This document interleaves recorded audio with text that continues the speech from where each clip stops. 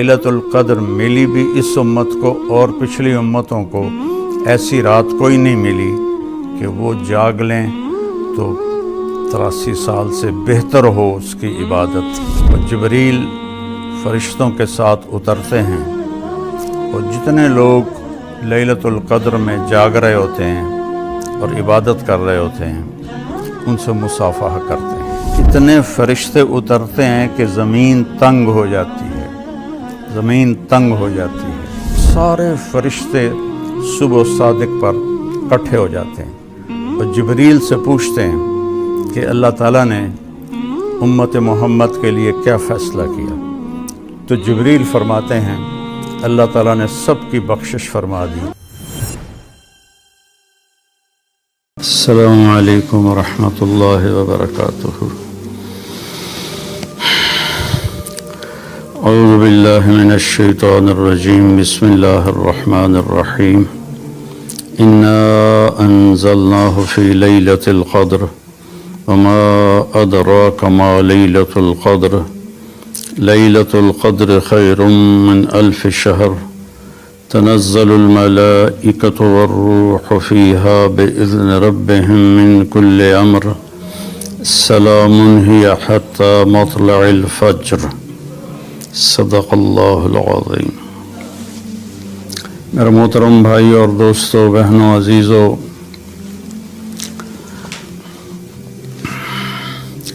अल्लाह तबारक व तआला ने रमज़ानुल मुबारक तो हर उम्मत को दिया और उनके रोज़े भी शदीद थे कि इफ्तारी से इफ्तारी होती थी, सहरी उसमें नहीं होती थी।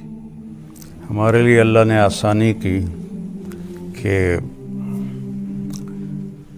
इसमें सहरी भी रख दी, इफ्तारी भी रख दी। तो सिर्फ़ खाने का टाइम बदला है। कुछ प्यास बर्दाश्त करनी पड़ती है गर्मियों में, कुछ भूख, और इसमें अल्लाह ताला ने हमें क़यामुल लैल दिया, जिसको अब उर्फ़ में तरावी कहते हैं। तो पहली उम्मतों पर तरावी नहीं थी कि वो अपनी किताब के हाफिज़ नहीं होते थे, सिर्फ़ नबी अपनी किताब का हाफिज़ होता था। अल्लाह ताला ने हमारे लिए कुरान ऐसा आसान फरमाया कि दुनिया की वाहिद किताब है जो बच्चा याद करता है और उसे कुछ समझ में नहीं आता कि वो क्या पढ़ रहा है और क्या याद कर रहा है। अरब बच्चा तो समझता है कि वो क्या पढ़ रहा है, लेकिन आज के अरब बच्चे भी इस कुरान की अरबी से नावाकिफ़ हैं। तो अरबी गैर अरबी बराबर हो गए हैं, लेकिन 30 पारे 6200 कुछ आयात याद हो जाना इस तरह कि अल्हम्दुलिल्लाह से शुरू होकर वन्नास तक बच्चा पढ़ता है और कहीं भी गलती नहीं आती। तो अल्लाह ने हमें कुरान दिया, क़यामुल लैल दी और एक रात दी आखिरी 10 दिन में। इसके पीछे एक कहानी है। अल्लाह के महबूब सल्लल्लाहु अलैहि वसल्लम ने फरमाया कि बनु इसराइल में 4 अंबिया ऐसे गुज़रे हैं जिन्होंने 80 साल मुसलसल अल्लाह के रास्ते में जिहाद किया। तो सहाबा अफसरदा और गमगीन होकर कहने लगे, या रसूल अल्लाह, हमारी तो उम्र ही 80 साल नहीं होती, अक्सर तो उससे पहले ही गुज़र जाते हैं, तो हम उनको कैसे पहुंच सकते हैं। तो अभी ये फ़िज़ा बाकी थी कि जिब्रील नाजिल हो गए और ये जो मैंने अभी सूरतुल क़द्र की तिलावत की है, ये सूरत लेकर पहुँचे कि बेशक हमने इसे शब क़द्र में उतारा। और आपको कुछ पता है कि शब क़द्र क्या है? शब क़द्र 1000 महीनों से बेहतर है। فرشتے اور جبریل اس میں اترتے ہیں اللہ کی اجازت سے ہر امر کو لے کر، اور یہ باقی رہتی ہے یہاں تک کہ صبح صادق ہو جائے۔ ایک رات کی بندگی 83 سال سے اس کی عبادت زیادہ اللہ شمار فرماتا ہے۔ ہمارے پاکستان میں بلکہ بر صغیر میں 27 کی رات کو فکس کر دیا گیا ہے کہ یہ شب قدر ہے۔ یہ ایک بہت بڑا مغالطہ ہے۔ شب قدر میرے نبی نے فرمایا تاک راتوں میں گھومتی رہتی ہے، اسے تلاش کرو۔ 21 بھی ہو سکتی ہے، 23 بھی ہو سکتی ہے، 25 بھی ہو سکتی ہے، 27 بھی ہو سکتی ہے، 29 بھی ہو سکتی ہے۔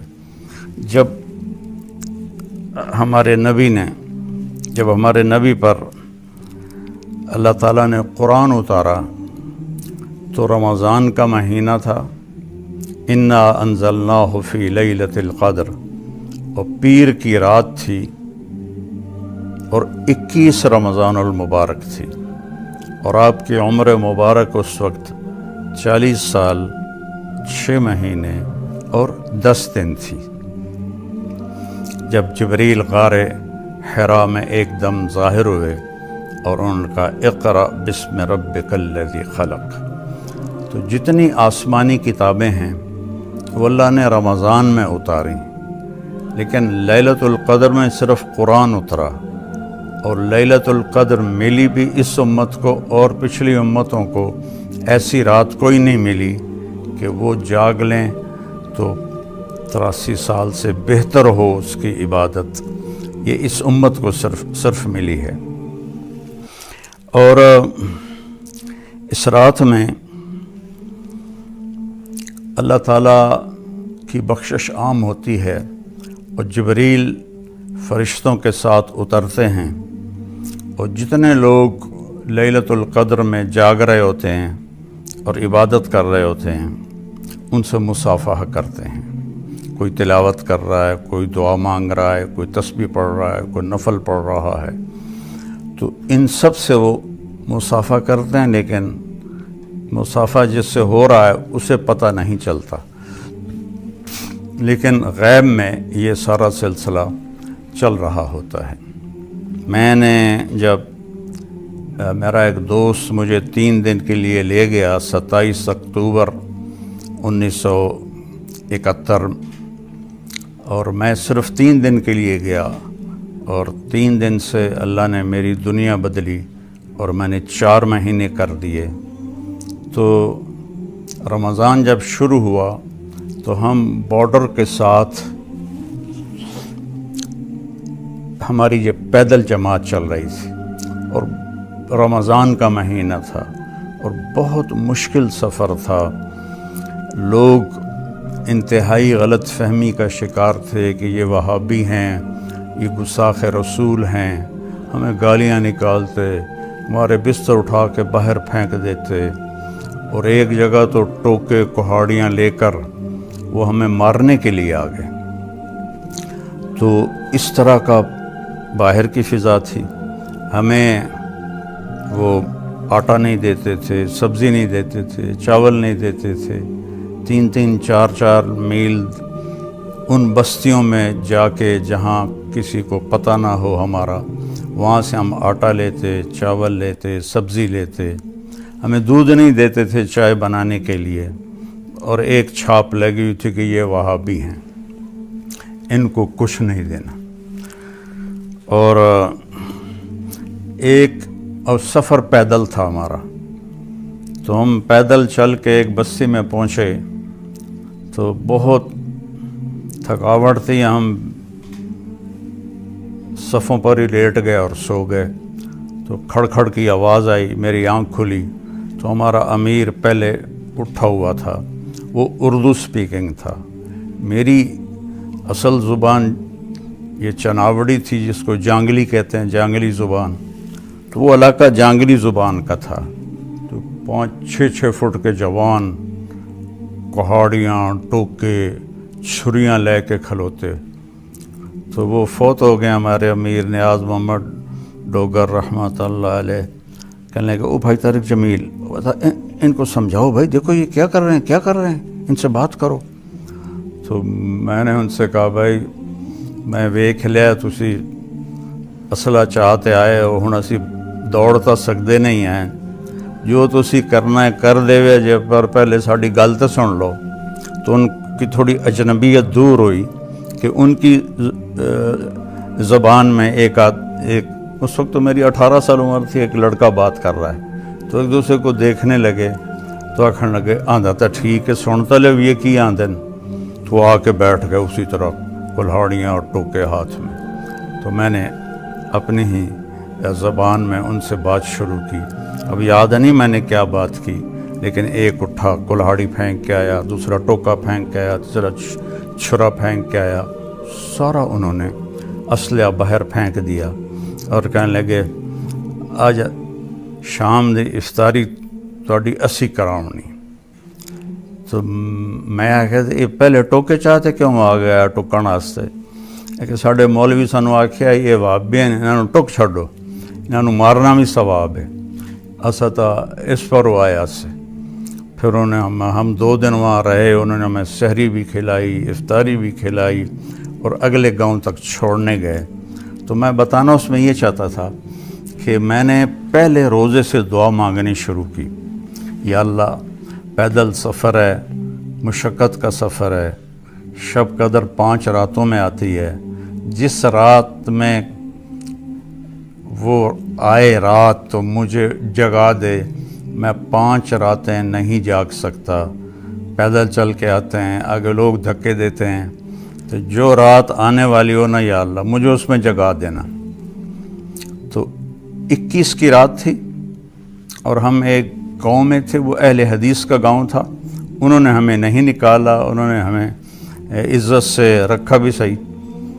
تو رات کے 12 بجے مجھے کسی نے یہاں ہاتھ دے کر ایسے اٹھا دیا. تو میں یوں اٹھا اور یہ دسمبر کا مہینہ تھا. تو میں نے ادھر دیکھا میں کہ میں نے کیوں اٹھایا. پھر میں نے گھڑی دیکھی تو رات کے 12 بج رہے تھے. تو میں نے رضائی دوبارہ اوپر لے کر میں لیٹ گیا. تو سرانے پر سر رکھتے ہی مجھے خیال آیا کہ آج تو 21 کی رات ہے. ایک دم میں اٹھا، رضائی باہر پھینکی اور بھاگ کے باہر نکلا. تو روشن رات تھی. 21 کو چاند تو نہیں ہوتا ہے لیکن روشن، اور سردی نام کی شے کوئی نہیں تھی.